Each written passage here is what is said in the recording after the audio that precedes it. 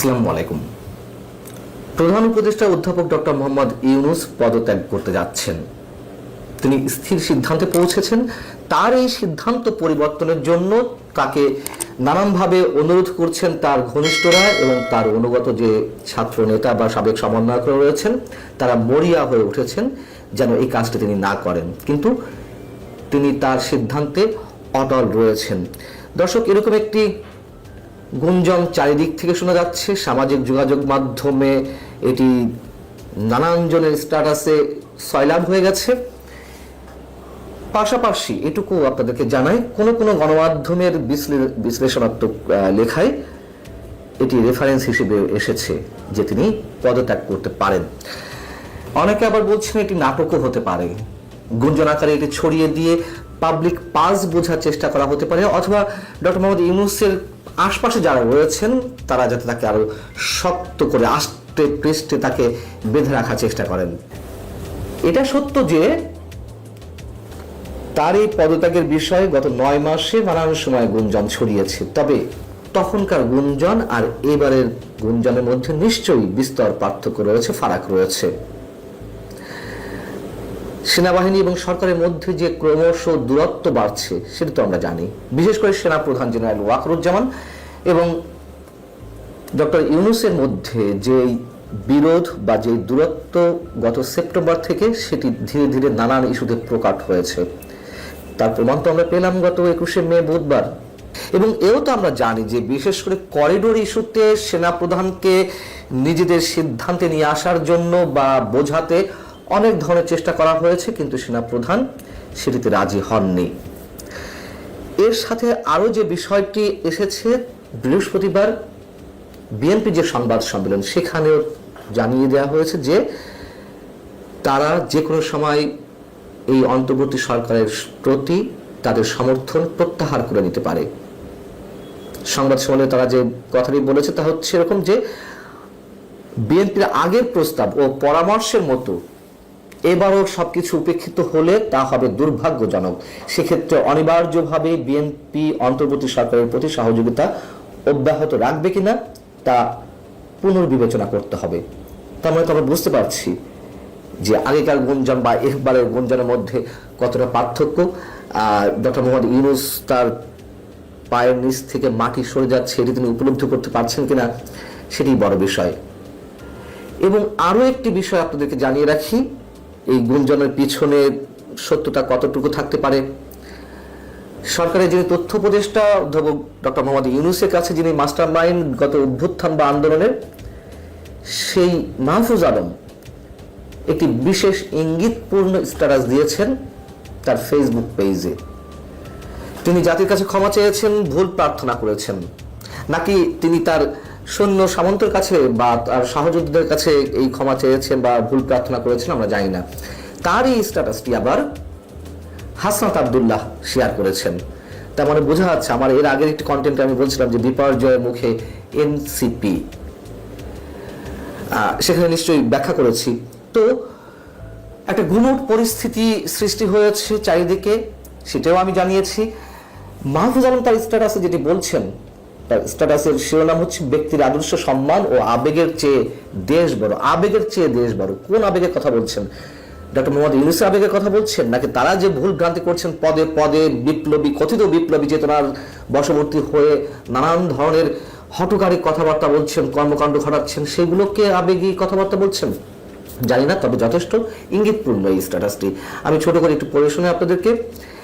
মাহফুজ আলম লিখছেন যে দেশপ্রেমিক শক্তির ঐক্য অনিবার্য। আগেকার যে কোনো বক্তব্য ও শব্দচয়ন যা বিভাজনমূলক ছিল সেগুলোর জন্য আমি আন্তরিকভাবে দুঃখিত। সরকারে আর একদিনও থাকলে অভ্যুত্থানের সকল শক্তির প্রতি সম্মান ও সংবেদনশীলতা রেখে কাজ করতে চাই। বাংলাদেশের শত্রুরা ঐক্যবদ্ধ ও আগ্রাসী, সার্বভৌমত্ব ও গণতান্ত্রিক সকল প্রতিষ্ঠান হুমকির মুখে। দেশপ্রেমিক জনগণ যারা জুলাই অভ্যুত্থানে ঐক্যবদ্ধ ছিলেন তাদের সামনে দীর্ঘ পরীক্ষা। এই পরীক্ষা ঐক্যের এবং ধৈর্যের, এই পরীক্ষা উতরে যেতেই হবে। এও শোনা গেছে যে ডক্টর মোহাম্মদ ইউনূস ছাত্র নেতাদের উপরে প্রচন্ডভাবে ক্ষুব্ধ। তিনি যখন বলেছেন যে আমি আর থাকবো না, তাদের উপরে রুষ্ট হয়ে বা ক্ষুব্ধ হয়ে তিনি বলেছেন সেই জায়গা থেকে মাহফুজ আলমের এই স্ট্যাটাস কিনা আমরা ঠিক বলতে পারছি না, তবে অনেক কিছু মিলে যায়। সেনাবাহিনী অনেক ধৈর্য ধরেছে এবং সেনাবাহিনী যে সব কিছুতে ধৈর্য ধরছে এটা তো সাধারণ মানুষের মধ্যে এক ধরনের বিরক্তিরও সৃষ্টি করেছে, বিরক্তি না হোক হতাশার সৃষ্টি করেছে। কি ব্যাপার, সেনাবাহিনী এখনো বসে আছে কেন? দেশের এই আইন শৃঙ্খলার পরিস্থিতি কেন তারা ঠিক করতে পারছে না? নিশ্চয়ই সেনাবাহিনীর দিক থেকে অনেক ধরনের সমস্যা ছিল, বা সরকারের পক্ষ থেকে কোনো ধরনের প্রতিবন্ধকতা ছিল কিনা আমরা অনুমান করতে পারি। বুধবার সেনাপ্রধান যে বললেন যে আর মবতন্ত্র বা মব ভায়োলেন্স সহ্য করা হবে না, তার এই কথার পরেও আমরা দেখলাম বৃহস্পতিবার নারায়ণগঞ্জে আওয়ামী লীগের সাবেক সংসদ সদস্য মমতাজকে যখন আদালত প্রাঙ্গণে তোলা হয় তখন তার উপরে পচা ডিম এবং জুতা নিক্ষেপ করা হয়েছে। তিনি মবের শিকার হয়েছেন এবং এগুলো সমালোচিত হচ্ছে যে সেনাপ্রধান তার এই বক্তব্য দেওয়ার পরেও এটি ঘটে কিভাবে। নিশ্চয়ই সেনাবাহিনী বসে থাকবে না, এটুকু আমাদের দৃঢ় বিশ্বাস। তার কারণ সেনাপ্রধান এর আগে ওয়ার্নিং দিয়েছেন, আবারও ওয়ার্নিং দিলেন, তো তিনি নিশ্চয় তার জায়গায় থেকে শুধু কথা বলছেন না, এটুকু আমাদের দৃঢ় বিশ্বাস। এখন কথা হচ্ছে যে ডক্টর মোহাম্মদ ইউনূস কেন এখনই পদত্যাগ করতে চাইবেন? যে পাল্টা প্রশ্ন করি যে কেন পদত্যাগ করতে চাইবেন না, তিনি যে নিজের ভালোটা বেশ ভালোই বোঝেন এটি তো আমরা বলে আসছি। তিনি নোবেল লরিয়েট, তার ক্ষমতার প্রতি লোভ ছিল এটি অনেকেই বলেন, কিন্তু সেই ক্ষমতা দীর্ঘায়িত করতে গিয়ে, কুক্ষিগত করতে গিয়ে তিনি অনেক বেশি সমালোচিত হচ্ছেন এবং অনেক কিছুই তিনি নিয়ন্ত্রণ করতে পারছেন না। তিনি নির্বাচন ইস্যুতে এখনো কোনো স্পষ্ট বক্তব্য দিতে পারেননি এবং তার যারা সৈন্য সামন্ত অথবা তার উপদেষ্টা পরিষদের সদস্যরা কেউ এটিকে নিয়ে অনেক বেশি পানি ঘোলা করছেন। তার প্রেস সেক্রেটারি তো মনে হয় যে প্রধান উপদেষ্টা অ্যাবসেন্সে তিনি তার দায়িত্ব পালন করবেন এমন একটা অবস্থা। তিনি সবসময় ব্যাখ্যা দেওয়ার চেষ্টা করছেন জুন আর ডিসেম্বর বলতে কি বোঝান, এবং সর্বশেষ তিনি বললেন যে বর্তমান সরকারের সব ধরনের ম্যান্ডেট রয়েছে সবকিছু করার। এই যে হঠকারী বক্তব্য, আগ্রাসী বক্তব্য, এগুলো মানুষ ভালো চোখে নিচ্ছে না, নেওয়ার কথাও নয়। এবং করিডোর এবং বন্দর ইস্যুতে জনমত তুমুল তার বিরুদ্ধে চলে গেছে, প্রধান উপদেষ্টার বিরুদ্ধে।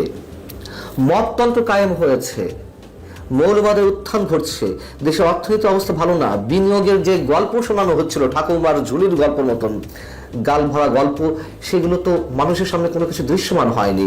এবং সবশেষ ডক্টর মোহাম্মদ ইউনূস মার্কিন সমর্থনে এসেছিলেন এবং আসার পরেও তিনি মার্কিন সমর্থনে টিকেছিলেন, বিশেষ করে করিডোর দেওয়ার বিনিময়ে তার ক্ষমতা দীর্ঘায়িত করা একটি পরিকল্পনা ছিল, এরকম অনেকের ধারণা।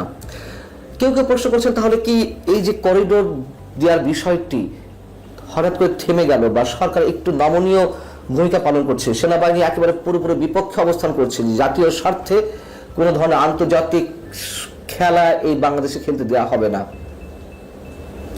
নো ব্লাডি করিডোর বিজনেস, এই শব্দগুলো সেনাপ্রধান উচ্চারণ করেছেন। অতএব এই বিষয়গুলো তো মার্কিন প্রতিনিধি কানে গেছে, তারা কি তাহলে সমর্থন তুলে নিল ডক্টর মোহাম্মদ ইউনূসের প্রতি?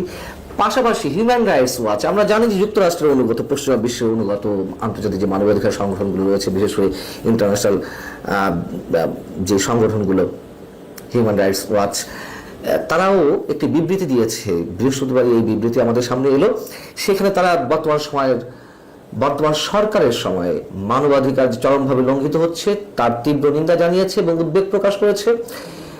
হিউম্যান রাইটস ওয়াচ তাদের বিবৃতিতে যেই কথাগুলো বলছে তা হচ্ছে এরকম যে দেশটিতে বিচার ব্যবস্থার সংস্কার করার পরিবর্তে সাবেক ক্ষমতাসীন দল আওয়ামী লীগ সমর্থকদের উপর দমন পীড়ন চালানোর নীতি গ্রহণ করা হয়েছে। এখানে বলা হচ্ছে চলতি মাসের 12 তারিখ সন্ত্রাস বিরোধী আইন ব্যবহার করে আওয়ামী লীগের সভা সমাবেশ প্রকাশনা এবং অনলাইন প্রচারণায় নিষেধাজ্ঞা জারি করা হয়। আগের সরকারের আমলেও ক্ষমতার অপব্যবহার করে দমন নীতি চালানো হচ্ছে। নতুন সিদ্ধান্তের মধ্য দিয়ে আওয়ামী লীগ সরকারের মতো মানুষের মৌলিক স্বাধীনতা লঙ্ঘন করবে অন্তর্বর্তীকালীন সরকার, মানে ভবিষ্যতে আরো চরম পর্যায়ে যাবে, সেটি তারা ফোরকাস্টিং করছে। এখন বিষয়টা হচ্ছে যে ডক্টর মোহাম্মদ ইউনূস তার নিজের ভালোটা খুব ভালো বোঝেন, এর আগে বলছিলাম। তার একটি বড় প্রমাণ তো আমাদের সামনে রয়েছে। মাননীয় সরকারের সময় যখন তার নেতৃত্বে একটি রাজনৈতিক দলে আত্মপ্রকাশ ঘটল, নাগরিক শক্তি, যাদের পরামর্শে তিনি এই রাজনৈতিক দলের আত্মপ্রকাশ ঘটালেন, একটা সময় যখন দেখলেন তিনি খুব জুৎসই কিছু করতে পারছেন না, সেই পরামর্শকদের সাথে কোনো ধরনের পরামর্শ ছাড়াই তিনি হঠাৎ করে সবকিছু ছেড়ে ছুড়ে দিলেন। এবং এটি আমরা অনেক আগে থেকে বলে আসছি, সুযোগ এলে বা যখন সুযোগ মনে করবেন ডক্টর মোহাম্মদ ইউনূস, তিনি সবকিছু ছেড়ে ছুড়ে দিয়ে তিনি তার নিজের জগতে ফিরে যাবেন, এবং এটাই হওয়ার কথা, এটি হওয়ার সম্ভাবনা রয়েছে। আর সেনাবাহিনীর সাথে যে দূরত্ব বর্তমান সরকার স্পষ্ট হয়েছে, এবং মানুষ যে অতিষ্ঠ হয়ে গেছে, তার মধ্য দিয়ে যে গুঞ্জনগুলো ছড়াচ্ছে, এগুলো প্রিয় দর্শক যদি অচিরেই এই ধরনের কোনো সিদ্ধান্ত আমাদের সামনে আসে, অবাক হওয়ার কিছু থাকবে না। আল্লাহ হাফেজ, ভালো থাকুন সবাই।